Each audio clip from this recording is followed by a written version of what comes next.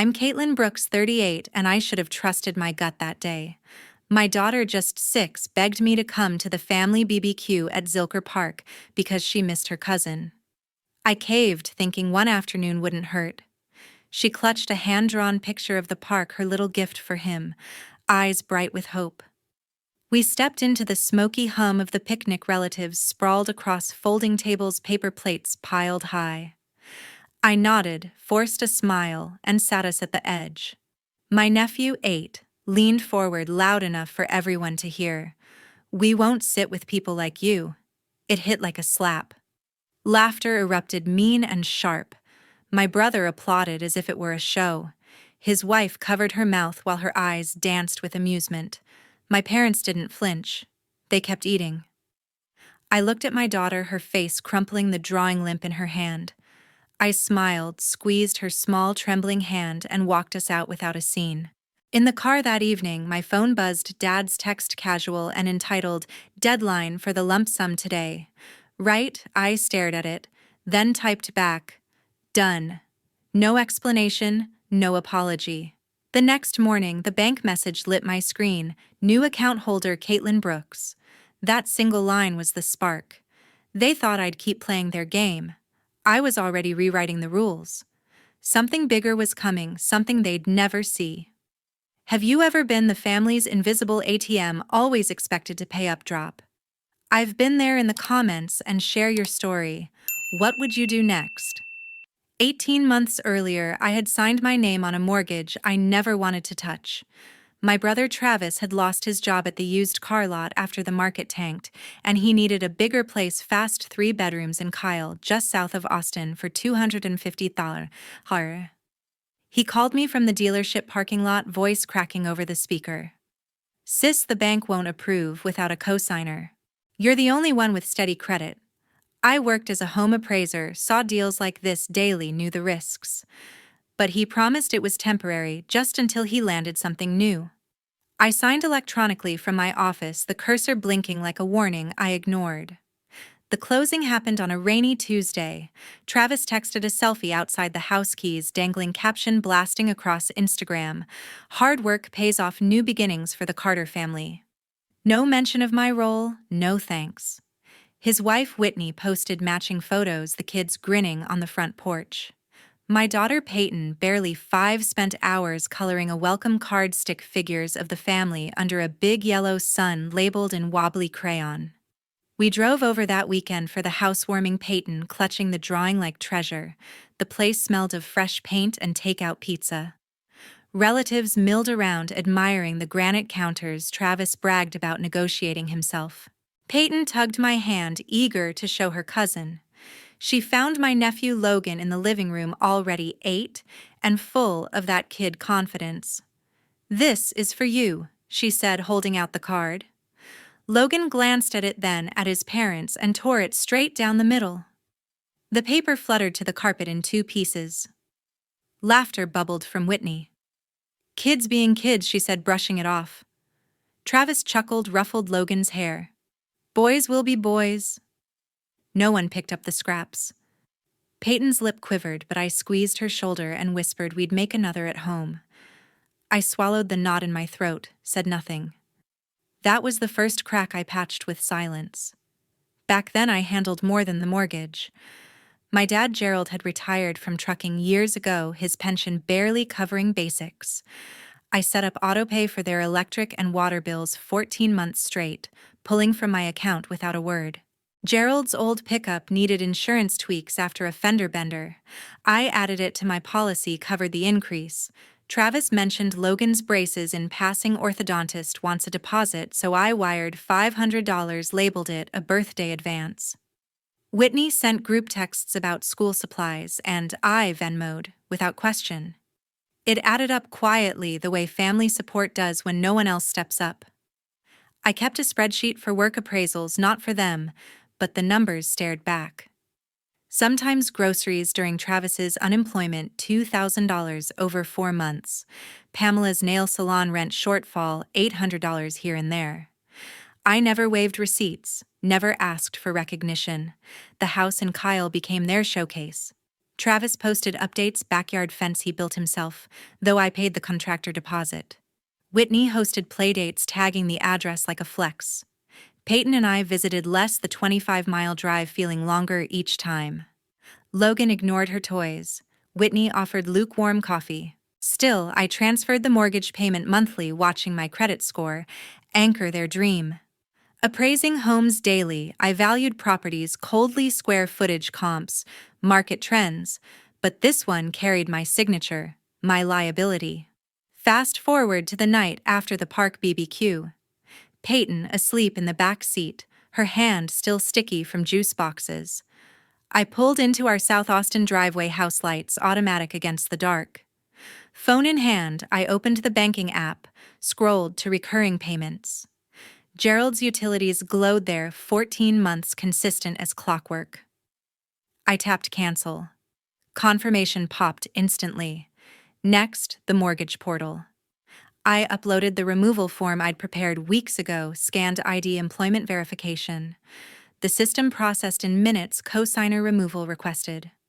Foreclosure proceedings initiate if primary borrower defaults. I stared at the screen, the words, clinical final. Inside, Peyton stirred as I carried her to bed. She murmured about the park, the smoke, the bad words. I tucked the blanket, kissed her forehead. In the kitchen, I heated leftovers, mac and cheese from a box, her favorite. She ate at the counter, legs swinging, unaware of the shift. I poured milk, watched her spoon clink the bowl. The house felt quieter, the weight lifting one autopay at a time. Travis would wake to missed payments soon, Whitney to overdue notices. Gerald's lights might flicker by morning. But here with my daughter, dinner was simple hours. I cleaned the dishes, dried my hands, and closed the laptop. The spreadsheet stayed open, totals frozen, no more additions tonight. My phone started buzzing before coffee even brewed. The screen flashed 6:45 a.m. My brother's name glaring. I answered on speaker while pouring cereal for Peyton. Travis's voice cracked through, frantic and hoarse. The bank just called, they're talking foreclosure proceedings. What the hell did you do? I set the box down, keeping my tone flat. I removed my name from the loan. You have 60 days to handle the lump sum. Silence stretched, then yelling exploded. 60 days. We can't pull that together. This is insane. His wife jumped in over the line, speakerphone echoing her panic. This is over a stupid kid's joke at the park. You're tanking our home for that. I glanced at Peyton, munching flakes, eyes wide but quiet. It's not about the joke, it's about everything. Travis cut back, breathing heavy. You can't just bail like this. We're blood. I ended the call, the beep sharp in the kitchen. The device went dark for maybe 30 seconds before emails flooded in. First from the lender, cosigner removal confirmed, effective immediately. Primary borrower responsible for full balloon payment of $180,000 due in 60 days. Failure triggers auction process. I forwarded it to my printer, which whirred as pages spat out. Another message followed, automated but pointed, grace period waived per request. Contact servicing for options. I stacked the documents on the counter, crisp black ink on white. Peyton finished her bowl and pushed it aside. Mommy, why did Logan rip my picture before? The question hung simple. Her voice, small. I knelt to her level, wiping milk from her chin. Some people don't know how to be kind yet. But we do. She nodded, satisfied for now, and ran off to grab crayons. Travis texted nonstop after the hang-up. Pick up, we need to fix this. Then Whitney's freaking out, the kids are asking questions. I left them on read. A voicemail popped up, his tone shifting to pleading. Come on, Kaitlin, think about Logan. He didn't mean anything by it. I deleted it, unheard. The bank portal updated live. I logged in and watched the account status flip to primary only. No more alerts tied to my credit. No more liability dragging my score. Appraising properties meant I knew the timeline, cold 60 days, until demand letter 90, until sheriff's sale if ignored. Travis had options: refinance, sell, beg investors, but none involved me anymore. By mid-morning, his wife tried a different angle. A message from Whitney. "This is cruel.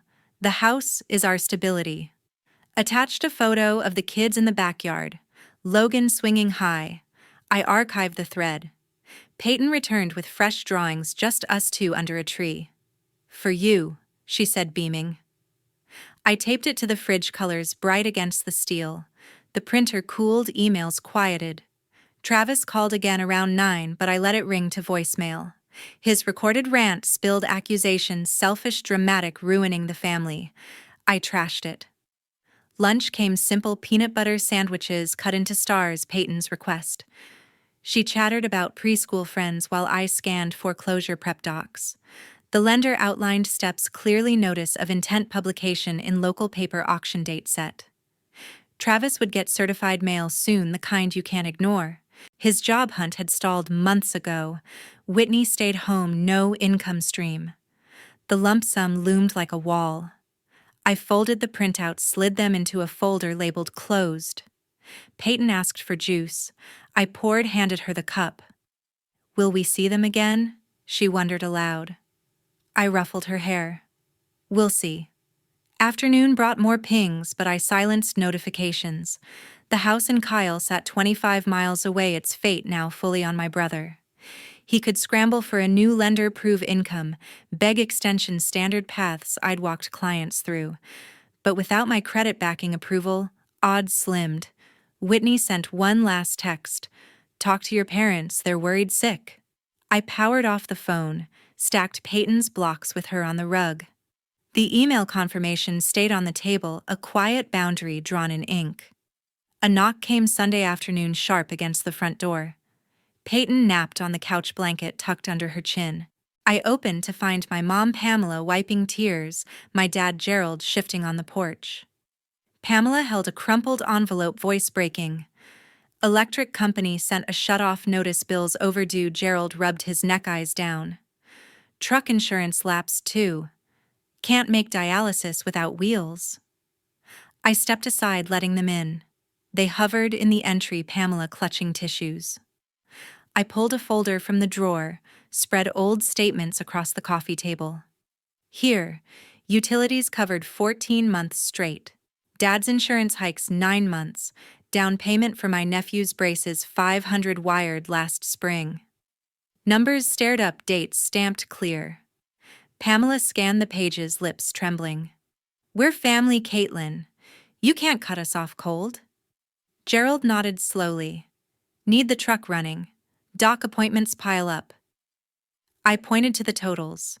"These aren't loans. Gifts, everyone. But gifts stop when respect does." Pamela's eyes welled again. "That park thing blew out of proportion. Logan's just a boy." I met her gaze. "Family doesn't laugh when a 6-year-old gets hurt. Family picks up the pieces, not the phone to beg." Gerald cleared his throat. "Travis says the house hangs by a thread. Help him out for the kids." I gathered the papers, slid them back. "He has 60 days. That's the bank's mercy, not mine." They lingered, Pamela dabbing cheeks. "What about holidays, birthdays?" I walked to the door, hand on knob. "Boundaries aren't walls. They're doors I choose to open." Gerald sighed, stepped out first. Pamela paused, whispered, "Think it over." I closed behind them, lock clicking softly. Peyton stirred, rubbed eyes. "Grandma." I smoothed her hair. "Just visiting." She settled back, thumb in mouth. Evening was quiet. I chopped veggies for stir-fry, Peyton setting the table with plastic forks. A Facebook notification buzzed. My sister-in-law posted a throwback from the BBQ group shot around picnic tables, smoke curling, everyone smiling. Caption read, "Family first always." She tagged me bold. Comments rolled fast, cousins liking, aunts hearting. I hovered over the post, then hit block. Profile vanished, feed cleaned instantly. No drama, no reply. Travis messaged right after, screenshot of the post. "Real mature, blocking Whitney." I ignored. Peyton climbed the stool, watched carrots sizzle. "Smells good," she said. I stirred, oil popping. Another text, "Parents left upset." This affects everyone. I powered the phone face down. Dinner was simple rice, chicken greens. Peyton ate heartily, recounting preschool finger paints. I listened, nodded, the folder of bills tucked away. Night deepened. I bathed Peyton, bubbles to her chin, read 2 stories about brave bunnies. She yawned, eyelids heavy. Tucked in, I kissed her forehead. Lights dimmed. Back downstairs, laptop open for work, emails, appraisal reports due Monday. A new lender message popped up, routine rate update. I archived. Gerald sent 1-line insurance quote attached if you reconsider. Attachment ignored. Pamela followed with an old family portrait, arms linked, no caption. I deleted. Peyton's nightlight glowed upstairs. I poured tea, sat at the table where statements had lain hours before. The house felt steady, payments mine alone. Travis likely paced Kyle, crunching numbers. Whitney scrolling realtor sites. 60 days ticked regardless. I closed the laptop, rinsed the cup. Block stayed firm, silence chosen. Morning prep routine, lunch packed, shoes tied. Peyton waved from the car seat at daycare. Drive to office, smooth South Austin traffic light. Colleagues chatted at the water cooler. I joined, minimally focused on comps for a Buddha listing. Midday, another ping, unknown voicemail. Travis again, tone defeated, bank wants proof of income. Any advice? I erased. Afternoon appraisal took me north past Kyle exit. Subdivision looked unchanged, lawns trimmed, kids on bikes. I noted values, snapped photos, moved on.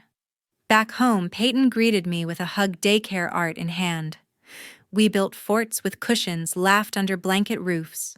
Phone stayed silent, blocks holding. An envelope appeared under the door one evening, thin and white without a stamp. Peyton spotted it first, crawling over during puzzle time. Mail for you, she announced, sliding it across the rug. I picked it up and opened the flap. Inside was a single sheet, a crayon drawing of stick figures, one small with pigtails, the other taller. Tape held jagged tears together. The old park picture was mended sloppily. Scrawled at the bottom, "Sorry, Aunt Kaitlin." Mom said say sorry or no Xbox. The handwriting wobbled, pencil pressure heavy. I recognized my nephew's style from past birthday cards. His mom had forced this, the threat clear in every line. Peyton peered up. From Logan, I nodded and folded the paper carefully. She returned to pieces, fitting edges. I grabbed stationery from the desk, pen steady, and wrote back simply, "Tell your mom, kindness isn't forced. It comes from the heart or not at all." Sealed, addressed to the Kyle house. I dropped it in the mailbox the next morning. No return note needed. My brother texted minutes later. "Got your reply, plan mortgage draft due end of week." I left it unread, screen dimming. Work pulled focus, appraising a downtown condo, measuring square feet, noting upgrades. Client discussed market dips. I typed comps. During lunch break, I opened a new browser tab, logged into the college savings site, and set up a 529 plan for Peyton, initial deposit from funds once earmarked for my nephew's activities. Transfer confirmed instantly. Balance growing, tax-free. Her future secured, a bit more independent. Home by 5, Peyton greeted me with daycare crafts, paper plate masks, googly eyes. We hung them on the fridge magnets, clicking. She asked about cousins. I diverted to bath time, bubbles foaming high. Phone stayed pocketed. Travis's messages ignored. Bedtime stories shifted to adventures, princesses building castles alone. Peyton drifted off, clutching a stuffed bear, room peaceful. Next appraisal took me south past familiar exits. Kyle signs flashed, but I kept northbound. Report filed electronically, boss approved overtime. Evening routine settled, grilled cheese, tomato soup. Peyton dipped crusts, slurped loudly. I checked the 529 app. Contribution scheduled monthly. Small steps, big shield. Travis tried calling during dinner, the ring cutting steam. I silenced it, continued feeding Peyton bites. Voicemail later. Payment bounced, bank flagged. Need bridge cash. Deleted. His wife emailed via work address. Logan cried over your note. Harsh, much archived. Peyton wiped her mouth with her sleeve. Dessert yogurt cups from the fridge spoons clinking. Weekend approached quietly. Saturday market run, Peyton picking apples, weighing bags. Vendor chatted about the weather. I smiled and paid cash. Home unloading groceries, another text from Travis Realtor says, sell quick or lose equity. Ignored again. Peyton arranged a fruit bowl, proud centerpiece. Afternoon park different from Zilker, smaller playground, fewer crowds. She swung high, laughter echoing. I pushed gently, wind in her hair. Sunday laundry, folded Peyton sorting socks by color. I updated the budget spreadsheet lines for the 529 bold. Old columns for family support crossed out zeros clean. Phone buzzed, low battery, Travis extension denied. Clock ticking, muted. Peyton requested cookie baking flour dusting counters. Oven timer dinged. Treats cooling rack. We decorated with sprinkles, her tongue out concentrating. Evening wound down, dishes done. Peyton brushed teeth, pajamas on. One more story, lights out. I sat on the porch steps, stars faint over the suburb. The mended drawing stayed in the drawer, response mailed. Funds redirected, priorities realigned. Travis scrambled miles away, deadlines his alone. Peyton slept, sound account building. Work week restarted, appraisals ranch style in Dripping Springs, notes on acreage. Client negotiated price. I advised fair. Lunch solo sandwich on park bench. 529 alert deposit cleared. Peyton daycare pickup. She ran hugs. Missed you. Drive home singing kids' tunes on radio. Dinner prep, Peyton stirring sauce. Phone finally off, charger silent. Budget review showed surplus options open. Nephew's apology forced lesson unlearned. My reply stood firm. Account for my daughter grew future bright. The official letter arrived on day 45, a thick envelope certified to the Kyle address. My brother tore it open in the kitchen paper, trembling. Bold print screamed, final notice, pay $180,000 lump sum or auction in 15 days. Travis stared, then grabbed keys and hauled the old sedan to the curb, a for sale sign scribbled in Sharpie. His wife snapped photos and posted to Craigslist, family emergency sale must go today. Price/low tires kicked by strangers circling the block. Pamela called, mid-morning voice shrill over salon dryers. They're packing boxes, talking motel off I-35. I balanced Peyton on my hip, stirring oatmeal. They have options, rent, refinance, downsize. She huffed. Options with kids. I set the spoon down. Consequences teach better than handouts. Click. Bank emailed in the afternoon, subject formal, former cosigner bidding eligibility. Text clear. You may submit sealed bid at upcoming auction. I downloaded forms filled in, market value minus repairs 140 firm. Uploaded proof of funds with pre-approval attached. Confirmation pinged, bid registered. During craft time, Peyton tugged my sleeve, glue sticks rolling. Are we still family with Logan crayons? Paused mid-stroke. I knelt, wiped sticky fingers. We're our own family now. Stronger together, just us. She nodded slowly, returned to gluing stars. Travis messaged a photo of the empty garage. The sedan was gone. Sold for scrap. Covers one payment. I archived it. His wife listed furniture online, couch, bunk beds, urgent move. Buyers haggled in comments. Pamela texted updates hourly. Suitcases out. Kids confused. Ignored. Appraisal schedule light. I reviewed comps for the Kyle property remotely. Roof aging, foundation cracks noted earlier. Bid adjusted low. Lender portal showed auction date locked. Public notice published. Travis applied for emergency loans, denial stacking. Evening grocery run, Peyton picking cereals. Cartwheels squeaked down aisles. Phone vibrated, unknown realtor interested in short sale declined. At checkout, tabloid headlines blurred. Back home, Peyton sorted cans by label. Soup tower, she declared, stacking high. Night routine, bath pajamas, toothbrush songs. Peyton yawned wide. Will they live far? I tucked sheets. Far enough for new starts. Lights out monitor glowing softly. Work next day, downtown condo closeout. Seller accepted, offer keys exchanged. Drive home, radio news traffic. Bank voicemail. Bid packet complete, attend or proxy.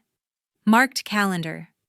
Travis posted yard sale sign, toys piled in driveway. Weekend farmers market, Peyton sampled peaches. Vendor wrapped extras free. Home baking pies, crust flaky. Oven warmth filled rooms. Pamela called again. Motel booked, weekly rate. I stirred, filling. Weekly builds character. Hung up. Auction prep finalized, bid sheet. Printed envelope sealed. Peyton napped in the afternoon, thumb in mouth. I filed taxes, early deductions clean. Brother's final text, auction tomorrow, any mercy left undelivered. Morning coffee strong, Peyton crunching cereal. Drive to daycare smooth. Office emails cleared, boss praised efficiency.